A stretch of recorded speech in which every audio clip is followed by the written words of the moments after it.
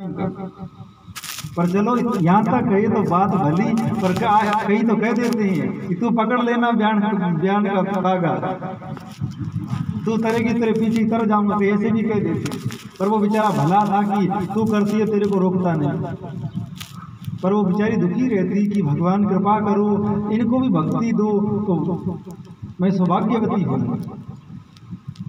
पर राजा था परम भगत, पर वो दिखाता नहीं था। अब जरूरी नहीं तिलक लगाए और कपड़े पहने और माला कंठी हो तब वो भगत हो। तो एक दिन क्या हुआ कि रानी और राजा एक कक्ष में शयन कर रहे थे। रात्रि में राजा को गाढ़ निंद्रा आई और निंद्रा के अंदर उनके मुख से भगवान श्री बिहारी जी का इतना सुंदर नाम निकला कि रानी की नींद खुल गई। अब राम राम तो सभी करते ही हैं, पर जो भगवान के प्रेमी भगत होते हैं उनके मुख से जब भगवान का नाम निकलता है तो अत्यधिक प्रेम से युक्त होता है। अब रानी ने नाम सुना तो बड़ा प्रसन्न हो गई। इतना सुंदर नाम तो जो भगवान का बहुत बड़ा प्रेमी अनुरागी होगा वो ही ले सकता है। फिर उसने राजा की ओर देखा तो राजा के शरीर के ऊपर जो भक्ति के अष्ट सात्विक विकार हैं वो दिखाई दिए। अश्रु, स्वेद, पुलक, कंठ गदगद हो जाना और राजा के मुख से हा बिहारी नाम निकला। अब राजा भीतर ही भीतर तो खूब भक्ति करता पर बाहर दिखाता नहीं था। अब वो सपने में उन्होंने क्या देख रहे थे, वो कृष्ण भगवान के परम अनुरागी थे तो बाहर से तो पुरुष शरीर से थे, पर भीतर में श्री कृष्ण की गोपी का भाव वो रखते थे। और सपने में क्या देखा कि भगवान श्री कृष्ण की रासलीला है रही है और वो राजा है वो भी उन गोपियों के बीच में गोपी बने हुए हैं। और अचानक श्री कृष्ण उस रासलीला में से अंतर ध्यान हुए और अंतर ध्यान होते ही गोपियां सब विरह में डूबी, व्याकुलता में डूबी। सब गोपियों ने भगवान का नाम पुकारा तो राजा के मुख से वही नाम हा बिहारी निकला।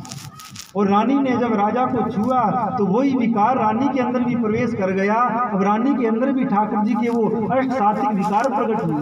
रानी बड़ी प्रसन्न हुई कि आज तक मैं तो समझ रही थी कि ये घोर नास्तिक है, पर असल में आज सौभाग्यवती भई की तो भगवान का मेरे से भी बड़ा भक्त है। सुबह होते ही रानी ने बड़ा महल सजवाया, खूब तैयारियां करी। राजा ने पूछा कि रानी क्या बात है, आज कोई त्योहार भी नहीं है, कोई पर्व भी नहीं है, आज किस बात की तैयारियां चल रही है। रानी ने कहा कि आज आपका जन्मदिन है। राजा ने कहा मेरा तो आज जन्मदिन नहीं है, इतनी तारीख इतनी तिथि को जन्मदिन होता है। रानी ने कहा असल में तो आज आप जीवित हुए हैं और मैं आज असल में आज सौभाग्यवती हुई। राजा ने कहा मैं समझा नहीं, तुम क्या कह रही हो। उन्होंने कहा कि आज आप जब सो रहे थे शयन में आपके मुख से हा बिहारी निकला। वो इतना सुंदर, इतना पवित्र और इतना गहराई से लिया गया नाम था कि मैं जान गई हूँ कि आप भगवान के बहुत बड़े अनुरागी हैं। राजा बोला अरे तुमको भ्रम हो गया, मैं कोई भगत नहीं। बोले नहीं, जो आपके मुख से नाम निकला वो कोई सामान्य जीव के मुख से नहीं निकल सकता है।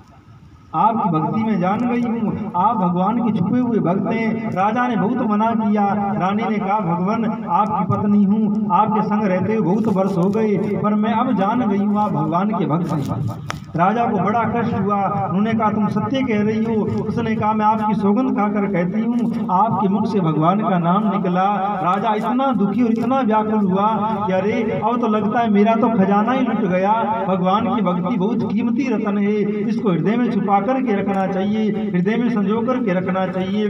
पर अब तो मेरी भक्ति प्रकट हो गई, इसका खजाना लुट गया हो वो जी नहीं सकता है, और मैं भी जीने का अधिकारी नहीं हूँ। राजा ने इतना सुनकर के प्राण छोड़ दिए।